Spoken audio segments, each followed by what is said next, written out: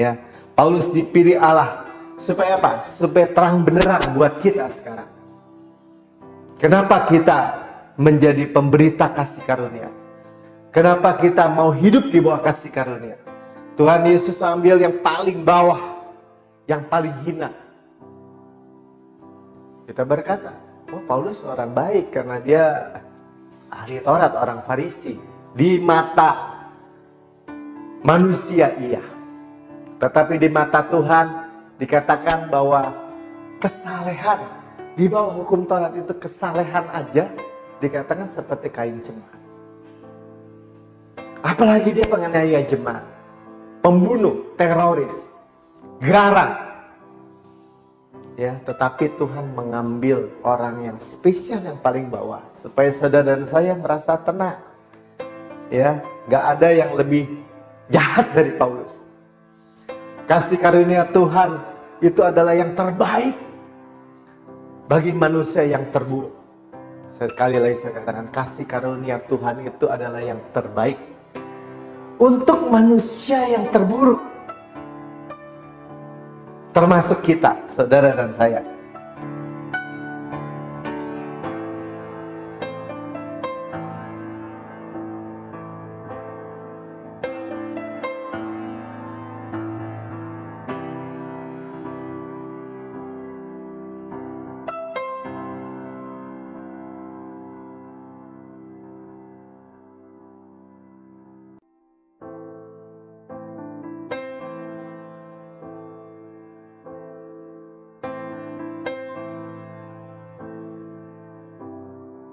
Kita berjalan di dalam perjalanan kita di bawah kasih karunia.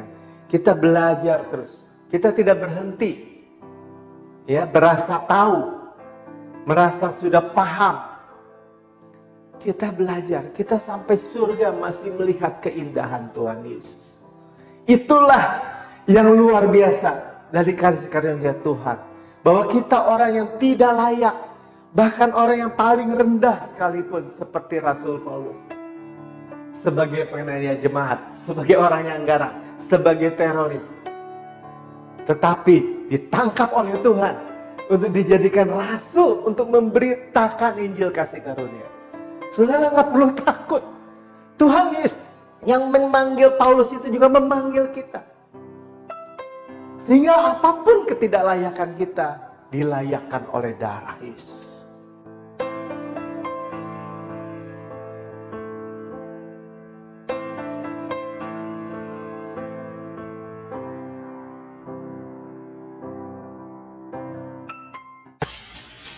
Ya, shalom. Jumpa lagi dengan saya, Pendeta Melkisedek Tanok. Dalam tayangan, kita ini adalah ciptaan baru. Yang lama, hukum Taurat sudah berlalu. Dan yang baru, kasih karunia Yesus sudah datang. Pada tayangan kali ini, kita akan membicarakan tentang judul Paulus, Rasul Kasih Karunia. Dalam bagian yang pertama, saya beri judul yang paling jahat dipilih Tuhan. Ayat-ayat yang saudara boleh catat untuk pagi hari ini, untuk hari ini saudara dapat merenungkan kembali atau membuka kembali di dalam Kisah 9 keseluruhan atau ayat highlightnya ayat 3 sampai 5. Ayat 17, Kisah 19. Dan 1 Korintus 15 ayat 8, 1 Korintus 15 ayat 8, 1 Timotius 1 ayat 15, 1 Timotius 1 ayat 15, dan Filipi 3 ayat 3 sampai 9. Nah, apa yang kita mau renungkan hari ini ada tentang seorang yang bernama Paulus. Dia menulis 2/3 dari kitab surat-surat di Perjanjian Baru. Ya, dia rasul kasih karunia. Dia rasul yang dia menyebutnya rasul yang prematur, yang terakhir, yang berjumpa dengan Yesus, yang diajar oleh Yesus untuk memberitakan Injil. Dan dia bermulai dari orang yang sangat-sangat kejam. Dia farisinya farisi, dia teroris. Dia mengejar-ngejar orang Kristen dengan license to kill. Artinya dia mempunyai surat izin untuk membunuh orang-orang percaya pada waktu itu dari imam-imam kepala. Dan dia seorang yang sangat giat dalam melakukannya. Dan dengan itu dia menjadikan dirinya menjadi suatu kualifikasi orang yang paling jahat di mata Tuhan. Karena dia mengejar Yesus. Ya. Jadi kalau kita berpikir saat ini mungkin kita orang yang paling gak layak, atau orang yang paling jahat, atau orang yang paling sering berbuat dosa, gagal, jatuh lagi dan jatuh lagi. Kita ingat penulis daripada 2/3 dari Alkitab Perjanjian Baru kita, ada seorang yang kepalanya orang berdosa. Nanti kita lihat ayat-ayatnya. Dalam bagian pertama ini kita akan sungguh-sungguh melihat siapa itu Paulus. Ya, siapa orang yang dulunya bernama Saulus itu. Seorang farisinya farisi. Ya, dan nanti di bagian yang kedua kita akan melihat bagaimana kenapa dia sangat-sangat berdiri teguh, sangat-sangat radikal untuk memberitakan kasih karunia. Sehingga itu akan menguatkan kita semua, siapapun saudara yang mendengar, bahwa kalau kita berdiri teguh di atas Injil kasih karunia, atau di bawah kasih karunia Tuhan Yesus Kristus, kita itu benar-benar sungguh-sungguh orang yang paling berbahagia. Ya, oke. Yang kalau saudara akan mulai melihat di dalam kisah pasal yang ketiga, ya, di situ saudara akan melihat bahwa Paulus itu benar-benar mempunyai kuasa dari imam-imam yang besar pada waktu itu untuk mengejar dan menangkap, bahkan membunuh orang-orang Kristen, orang-orang percaya kepada Yesus pada waktu itu. Karena mereka dianggap orang-orang yang bidang yang sungguh-sungguh menjadi ancaman bagi agama Yahudi, mungkin ya, jadi ancaman bagi kepercayaan akan Taurat hukum Musa pada waktu itu. Ya, apalagi orang-orang Yahudi, mereka benar-benar dianggap sudah orang yang bisa dibunuh, ya, dimasukkan penjara dan dibunuh. Nah, dalam kisah 9 ayat yang ketiga, saya bacakan dalam perjalanan Paulus itu. Dalam perjalanannya ke Damsyik, ketika ia sudah dekat kota itu, tiba-tiba cahaya memancar dari langit mengelilingi dia.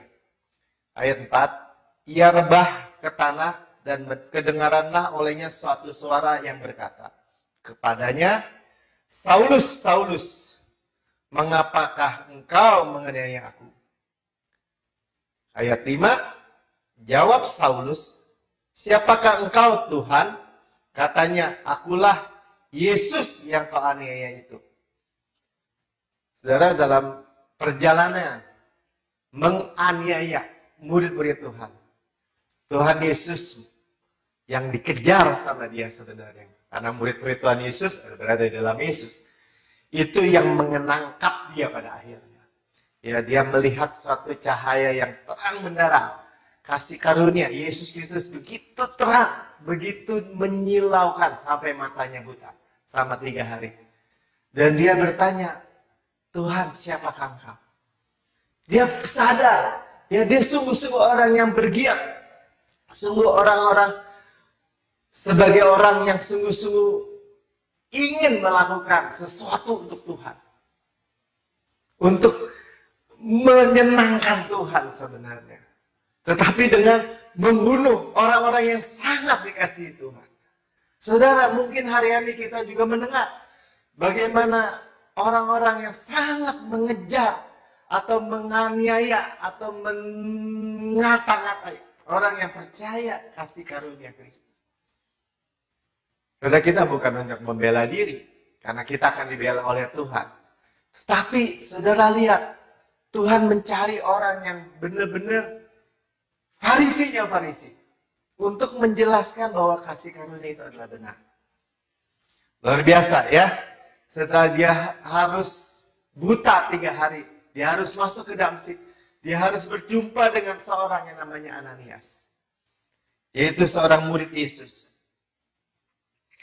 Ayat 17, saya lompat aja. Saudara bisa baca di dalam kisah 9, kisah berikutnya.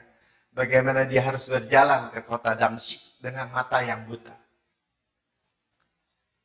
Saudara, orang percaya kasih karunia Yesus itu orang yang melihat.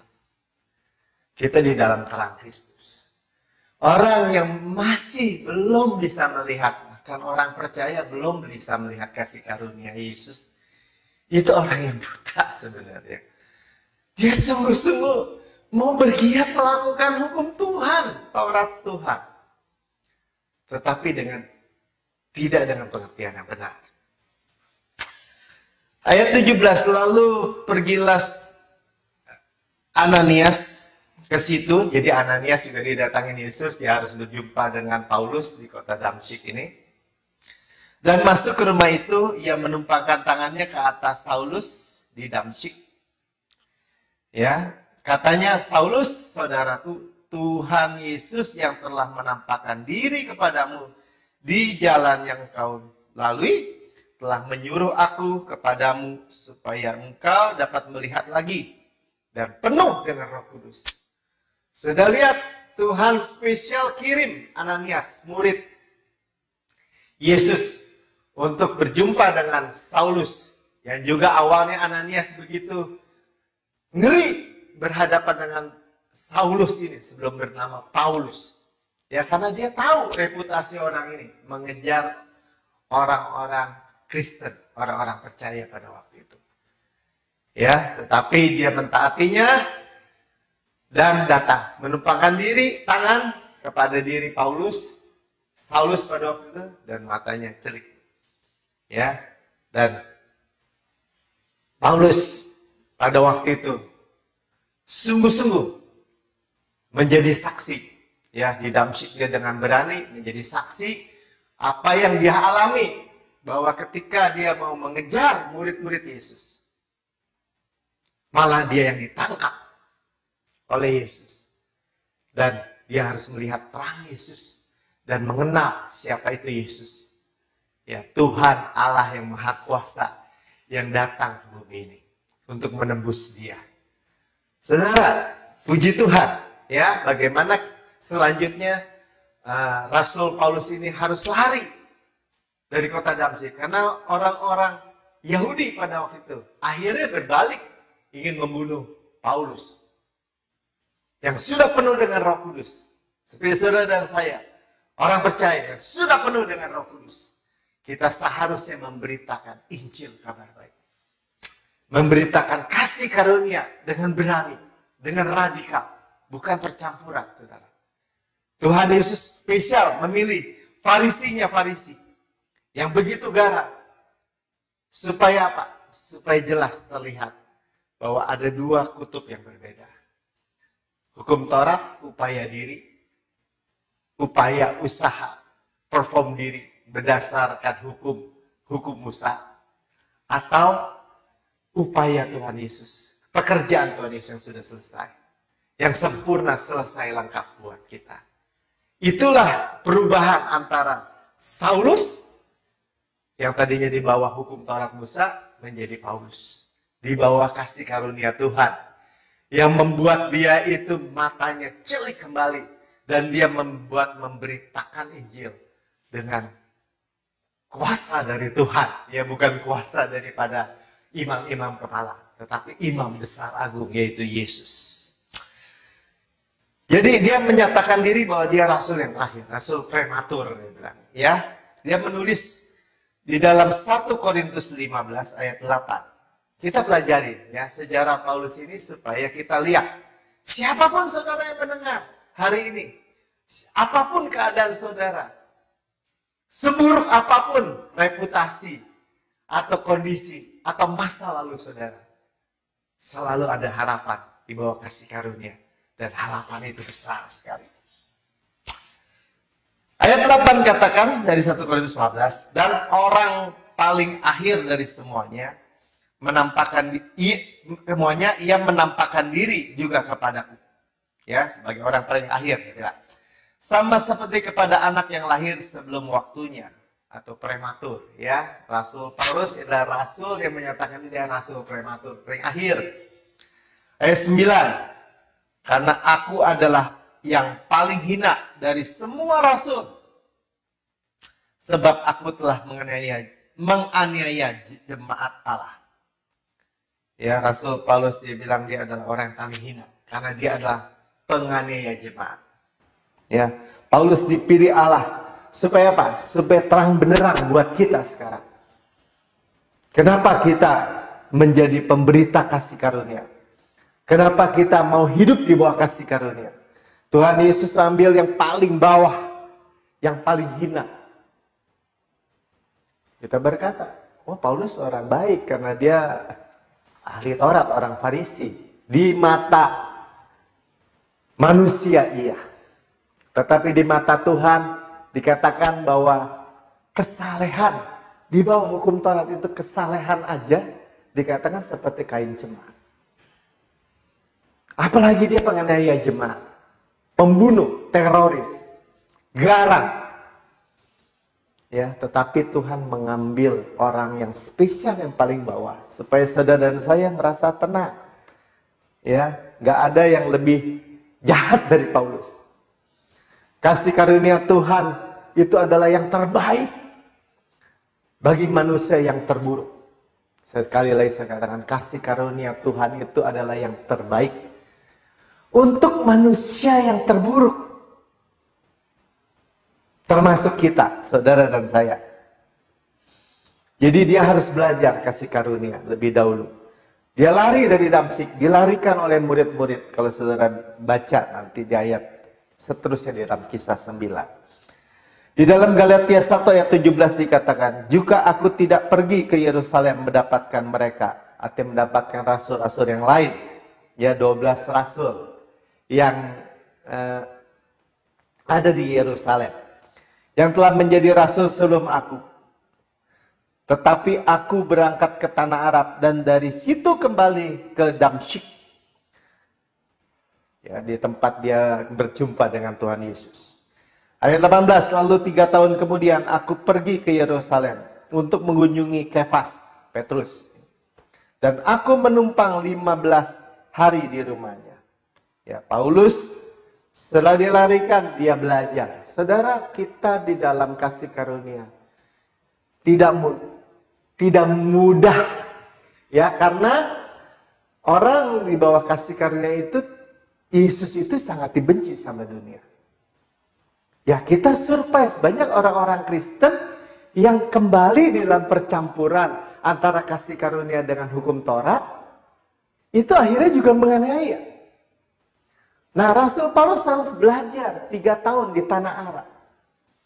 Roh Kudus mengajarkan dia menyebut dirinya rasul. Dia ajarkan sendiri oleh Tuhan. Saudara juga akan diajarkan sendiri oleh Roh Kudus. Dalam perjalanan saudara dan saya, di dalam mengenal kasih karunia. Orang berkata kasih karunia itu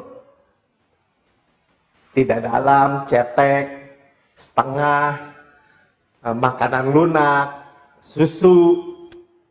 Saudara, itu tidak benar sama sekali. Itu makanan keras, saudara. Karena dunia nggak mengenal siapa itu Yesus. Kalau agama, jika makan atau tabur tuai, melakukan jahat, terima jahat, melakukan baik, terima baik. Itu semua juga tahu.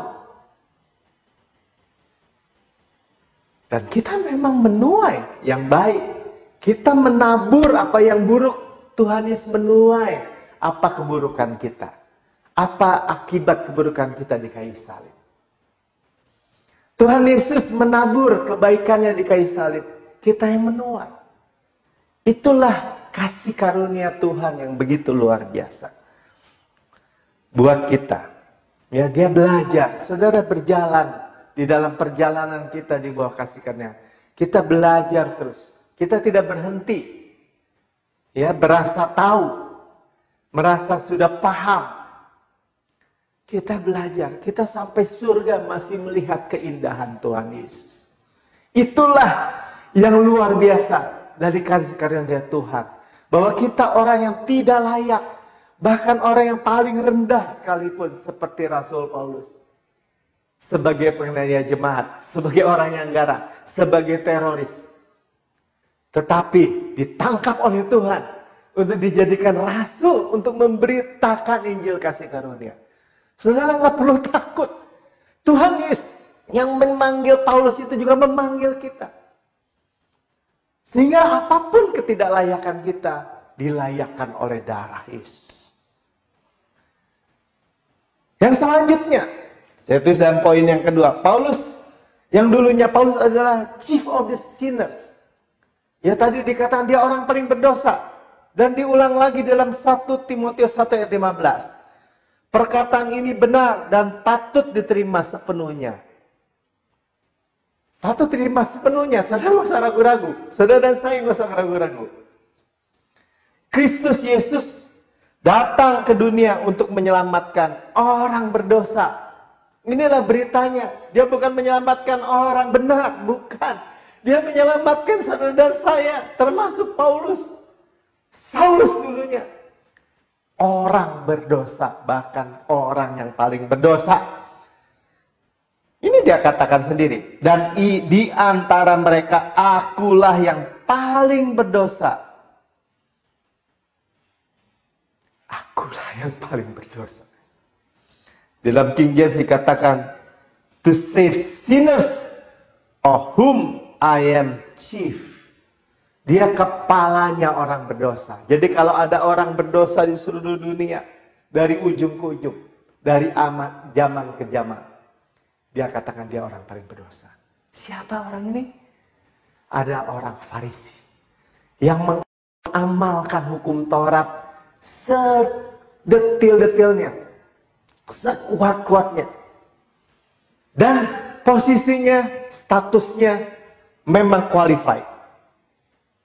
Siapa dia? Dikatakan ayat 13, kenapa dia katakan dia adalah chief of the sinners. Dia kepala orang berdosa. Saudara saya boleh baca sama-sama. Aku yang tadinya seorang penghujat dia dikatakan. Kenapa? Karena dia penghujat Yesus. Dan seorang penganiaya. Kenapa? Karena dia menganiaya murid Yesus. Dan seorang ganas. Tadi saya katakan dia orang yang kejam, ganas. Dia main bunuh aja, main penggal aja. Main katakan orang sesat aja. Tetapi aku dikasihaninya. Waktu Tuhan menangkap dia bilang, aku dikasihaninya. Karena semua itu telah kulakukan tanpa pengetahuan. Bayangkan saudara, Farisi berkata dirinya orang yang berlaku tanpa pengetahuan. Di luar iman, yaitu di luar iman. Saudara, highlight, garis bawahi. Kalau kita melakukan segala sesuatu dengan upaya diri, dengan kekuatan diri, akhirnya jatuh-jatuhnya kita menganiaya Yesus. Orang yang kejam dan ganas. Dan dikatakan melakukan tanpa iman. Tanpa iman. Ayat 14, maka malah kasih karunia Tuhan kita itu telah dikaruniakan dengan limpahnya kepadaku. Makanya dikatakan orang yang paling banyak berdosa, paling banyak menerima kebaikan. Terima kasih karunia. Kita nggak perlu takut dikatakan hyper grace. Memang grace, kasih karunia, kasih Allah itu hyper. Di mana dosa bertambah-tambah, disitulah kasih karunia berlimpah-limpah. Itulah berita yang diberitakan seorang yang dari orang yang paling berdosa, Saulus, diberitakan oleh Paulus sekarang. Ya, sekarang dikatakan dikaruniakan dengan limpahnya kepadaku dengan iman dan kasih dalam Kristus Yesus. Hanya iman dan kasih di dalam Kristus Yesus. Yesus dengan kasihnya menghapus segala dosa. Itulah yang diberitakan oleh Paulus.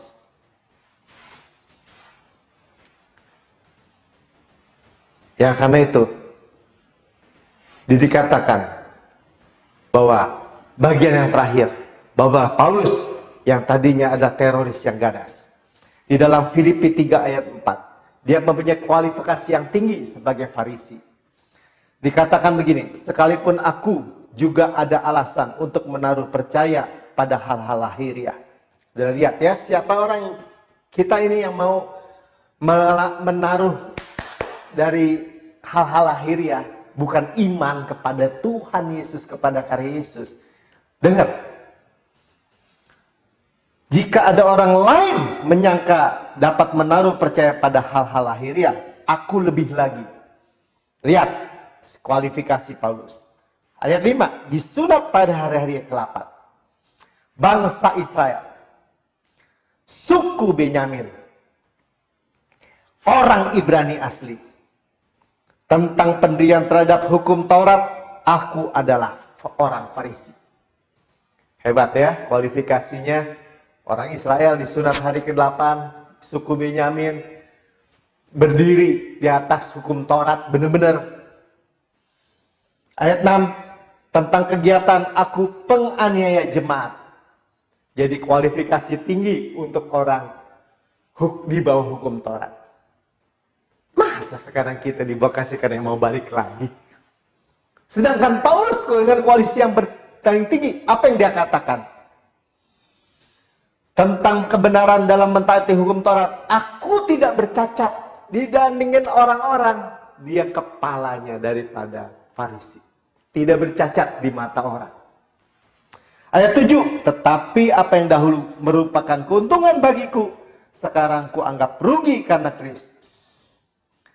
Ya, kuanggap rugi. Ayat 8, malahan segala sesuatu kuanggap rugi karena pengenalan akan Kristus Tuhanku lebih mulia daripada semuanya.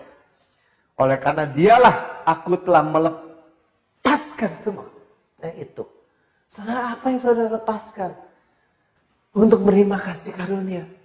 Rasul Paulus melepaskan semua itu. Dan yang ngeri, Rasul Paulus katakan seperti ini, dan menganggapnya sampah. Dalam bahasa Inggrisnya dung. Terjemahannya dung itu adalah tai, kotoran. Supaya aku memperoleh Kristus. Poinnya, kita tidak boleh mencampur antara karya Tuhan dengan karya manusia. Saudara bilang, apa karya manusia, Pak? Ya kalau saudara mau kembali lagi, atau saya mau kembali lagi mencampur antara sepenuhnya karya Kristus, pengampunan dosa past, present, future, selama-lamanya, dengan upaya manusia. Kita gak mungkin menang dalam kualifikasi kehebatan Paulus sebagai Farisinya Farisi. Gak mungkin ada yang menang. Tapi Tuhan pilih dia. Dan dia mengatakan bahwa semuanya itu adalah tai. Supaya aku memperoleh Kristus. Ya, kenapa dia sebut maaf tai? Karena dia tidak mau lagi mencampur adukannya. Ayat 9. Dan berada dalam dia bukan karena kebenaranku sendiri. Karena mentaati hukum Taurat. Saudara baca bersama-sama saya. Melainkan dengan kebenaran karena kepercayaan. Karena kepercayaan kepada Kristus. Apa itu kepercayaan? Kebenaran yang Allah anugerahkan berdasarkan kepercayaan. Kembali lagi. Ya, kepercayaan karena Kristus. Karena itu dia dengan berani berkata, saya adalah kebenaran Allah dalam Kristus. Saudara, kita berdoa supaya kebenaran ini taruh di dalam hati kita, memenuhi hidup kita, dan sungguh-sungguh menyerap dalam seluruh aspek kehidupan kita, sehingga kita tidak lagi hidup di dalam kekristenan yang mengecewakan. Karena hukum Taurat dan kasih karunia tidak bisa dicampur aduk. Karena dua-duanya akan menjadi netral. Tidak berarti iman jadi sia-sia, janji jadi batal. Tetapi kita mau berdiri teguh seperti Rasul Paulus, penulis 2/3 daripada Injil. Daripada kitab-kitab di dalam perjanjian baru. Dia berdiri teguh. Bapak, terima kasih. Kami sudah mendengar bahwa Engkau menangkap Saulus yang tadinya adalah orang yang ganas, yang mengejar Engkau, menganiaya Engkau. Dan kemudian menangkap dia malahan dan menjadikannya dia menjadi rasul untuk memberitakan Injil kasih karunia kabar baik. Yang kami terima hari ini, yang kami nikmati karena kepercayaan kepada kebenaran. Righteousness of faith. Kebenaran karena iman. Dan hari ini ketika kami mendengarnya, kami dimerdekakan, kami dilepaskan, kami dicelupkan seperti Paulus yang buta menjadi melihat kembali dan dipenuhi oleh kuasa dari tempat yang maha tinggi. Dipenuhi bukan dari kuasa manusia, tapi kuasa Roh Kudus. Dan kami memberitakan Injil karena Tuhan sendiri memberitakan melalui kami, di dalam kami. Terima kasih Bapa, di dalam nama Tuhan Yesus. Amin.